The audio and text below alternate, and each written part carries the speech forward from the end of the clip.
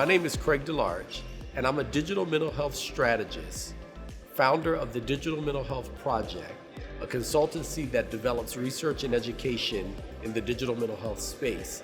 And I'm here at HIMSS representing Ksana Health, a startup that is developing a platform that uses smartphone sensors to generate insights for clinicians that help with the early detection of many mental disorders.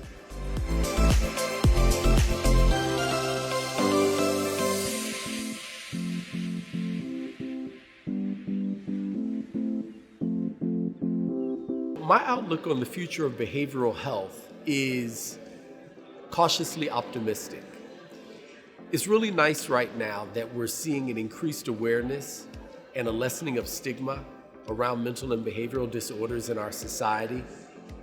But it's a bit discouraging to see that the increase in the burden of illness, of disorders like depression, anxiety, mania, trauma, and suicidality are growing at the same time.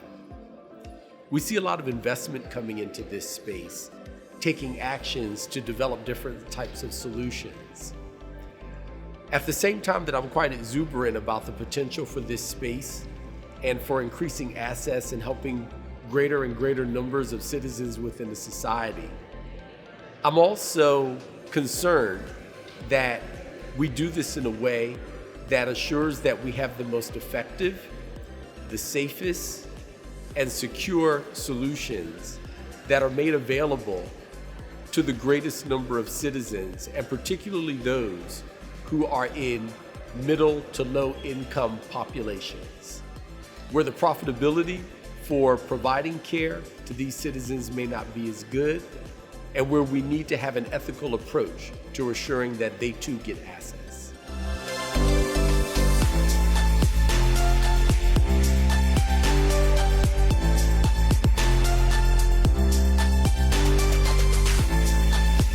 Continuous objective behavioral measurement and intervention is the name of the category within which Ksana Health develops our technology. We believe that this technology has great potential to fill the blind spot around insights that patients and clinicians are currently lacking. The fact is that today, when one goes to a mental health appointment and they see a doctor, a lot happens within that appointment. But the second that the patient or client leaves the doctor's office, there's very little awareness on the part of the doctor as to what's really going on with that patient. Additionally, we see that even the patient and how they go about their daily lives have a lack of awareness as to how their own passive behaviors are an indicator of their mental wellness. So at Ksana, we use this particular technology and detect behaviors related to movement, location, language patterns, and sleep patterns as a way of getting an early detection and indicator of where someone may be declining in their mental health. Giving this information, which is initiated by the patient, by the way, to the clinician allows for early detection and early intervention, which allows people to get the help they need before they get worse.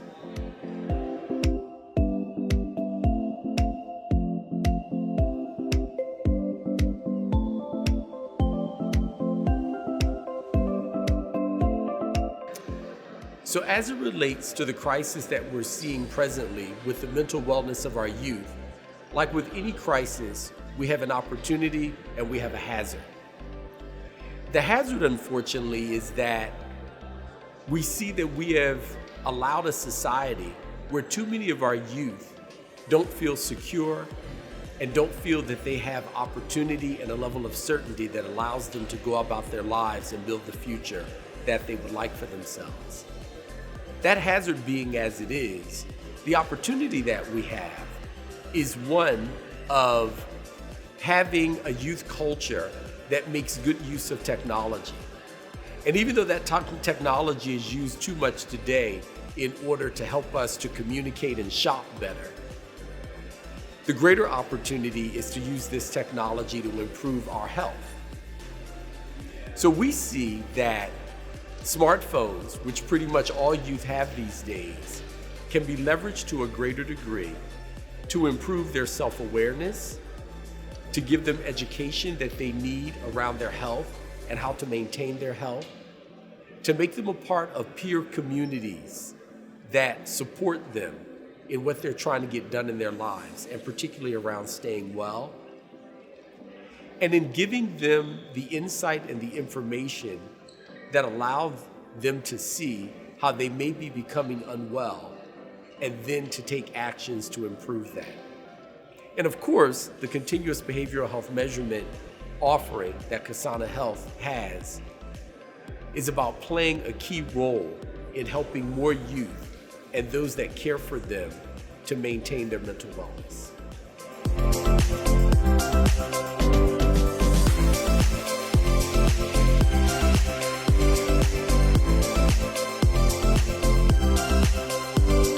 Ksana Health, because it is using data that is passively generated by the sensors within a smartphone, is actually using that data to produce insights about passive behaviors that give an indication of whether someone is becoming more depressed, anxious, maybe experiencing triggers related to trauma, even possibly contemplating suicide. And doing this in a way, because it's passive sensing, that the person may not even be aware of. We believe that by collecting this sort of data ethically and providing the insights related to that data, that we give both citizens and those that care for them a greater opportunity to understand what's going on earlier and to be able to take actions that prevent that person from being in a state of mental distress and unwellness for a longer period of time. This has huge implications not only for health, but also for our society, and I would even say further our economy, where we see right now an increasing level of presenteeism and absenteeism that is having a negative impact on us all.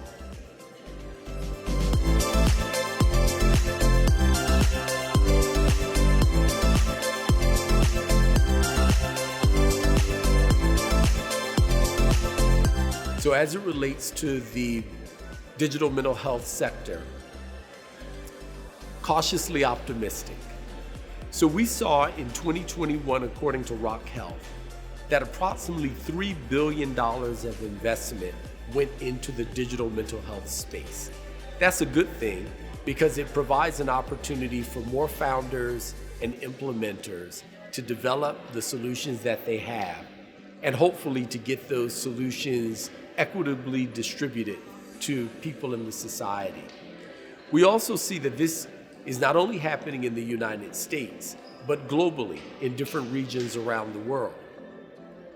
This is the good part of it. But let me tell you where I'm cautious. Where I'm cautious is that we need to make sure that we use this investment in ways that the most effective and the safest tools get the most investment versus those that are not. And that once those tools are developed, that they go not only to those that are in high income countries and populations, but they are developed in a way and distributed in a way that those that are most in need, in the middle and lower income segments of our society, also get the benefit of these technologies. I'll further say that we see a certain imbalance within this space. There's an imbalance I've already mentioned in terms of the populations that benefit from the technology. But we further see an imbalance when it comes to the therapeutic modalities that are getting investment versus other effective ones that maybe aren't. We see an emphasis on individual mental health care where there needs to be a balancing with community-oriented mental and behavioral health care. And so always, again, when we see investment going into a space, at the same time that we have opportunity, we also have an ethical dilemma. And we need to make sure that what we're doing is done in a responsible and ethical manner, and that we're taking into consideration social benefit, not just financial profitability.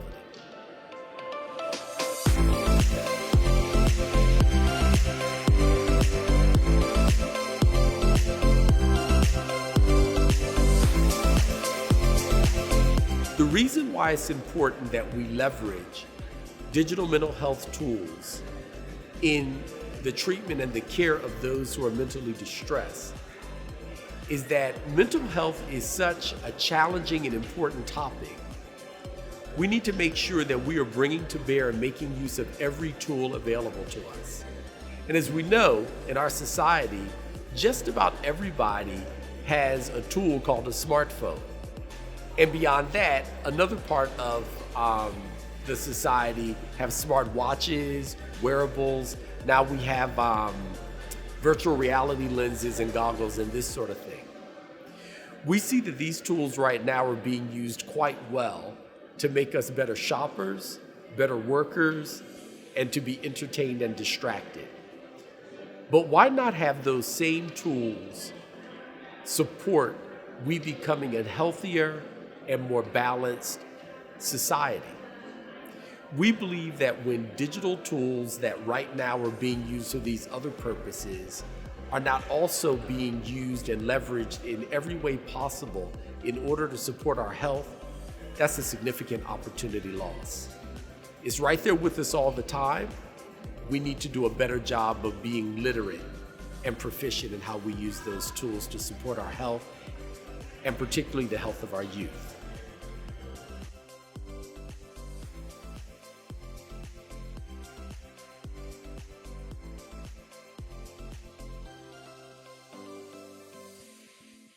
Health equity is a really important issue for us to keep in mind as we think about the use of these technologies within the mental and behavioral health space. This is an important thing to do, not only because from a social and ethical and moral standpoint, it's what we ought to do in terms of taking care of all of our neighbors, but we need to also understand that when we have an unequitable distribution of resources around healthcare, it actually does harm to our economy, to our communities, to our society generally. It's important to remember that we have to do this if we want to make sure that everyone in our society benefits, not just those that are wealthiest and with the greatest number of resources immediately available to them. You know, there's a saying that health is wealth, and that there is no health without good mental health. And so if we intend to have a society that is wholly healthy, and as an extension of that, one that's continually growing its wealth, we have to make sure that we bring every group within the society along. Understand that this involves not only making sure that there's access to these tools, but also making sure that because of the diversity in our society, that these tools are tailored to the different cultures and practices and understanding of health that we see in various groups throughout our society.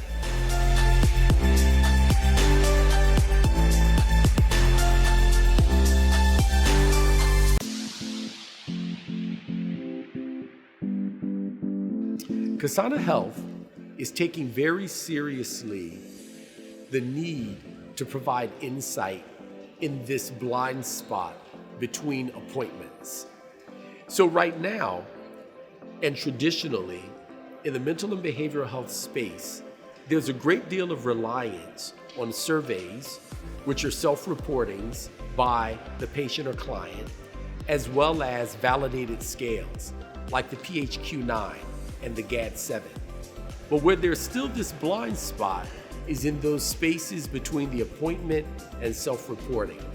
We believe that when this continuous behavioral health measurement and intervention is adopted by a greater number of practitioners and patients, that there will be more early detection of distress and a leveraging of interventions that keep that distress from getting worse.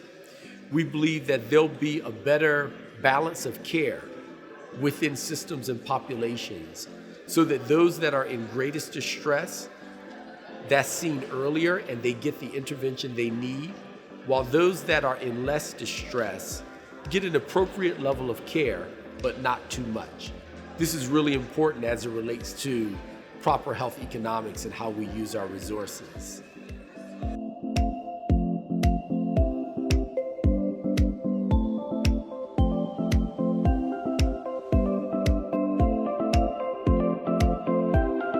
So as it relates to the issue of what sorts of tools should be used when it comes to our youth mental health crisis, the fact is that there are many that are available.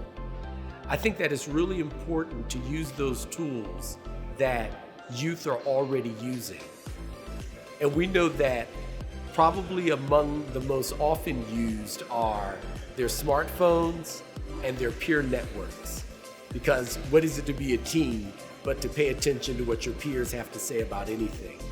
And we see that within their smartphones, there are a number and a huge variety of different sorts of mobile apps that are available to them that run the gamut from wellness, meditation, and relaxation, even diet, which has an impact on mental health, to peer support, social media, and community that helps them with feeling a sense of being included and belonging and getting the supports they need, and then education that fills in the gaps for them from the standpoint of the best ways to take care of themselves and where to get help when they find themselves distressed. And we're even seeing an increasing development of culturally tailored solutions that speak to the particular practices and beliefs of different communities that we find within our increasingly diverse society.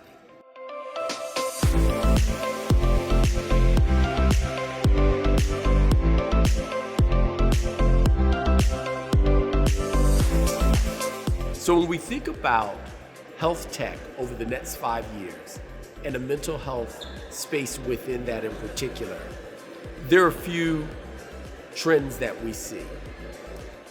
I believe that we'll continue to see investment coming into this space. Remember, $3 billion just in 2021, and that will grow, though not necessarily at the same pace. Another thing that we will continue to see is a lot of experimentation and development of new solutions as well as validation of current solutions. At the same time, somewhere in the middle to the latter part of that 5-year, I think we're going to see a shakeout. We know that the majority of solutions developed in this space right now have an unfortunate lack of evidence around their effectiveness, their safety, and their security. And the nature of markets is that those solutions should in fact drop out so that more resources can go into the solutions that actually have good validation around effectiveness, safety, and security. Another trend that we will see over the next 5 years is an increased globalization of this space. So it's centered in the US and Europe right now, but every month we're seeing more and more offerings that are coming up in South and Central America, in Africa, and all across Asia. So a globalization of the space is something that we're going to see. And with that, we're also seeing an increase in cultural sensitivity, so that people in different localities are developing solutions in the digital mental health or health tech space that fits their local context, not necessarily taking what we've developed in the United States and in Europe. Another trend that I think we're going to see, which is a sort of second wave within the health tech space, is an improvement in usability. So we've had a lot of technologies that have been developed and they're technologically proficient, but we see a big gap in the adoption of those technologies because they work, but it doesn't really matter if the users aren't picking them up and using them over a significant amount of time in order to get the effect that they need to get. So an improvement in usability is another area. The other thing I think we'll also see is an improvement in how health tech is used with communities and groups, not just with individuals, as we get better as healthcare systems at shared decision-making and coordinated care. So those are the trends that I think we're going to see that are key over the next 5 years.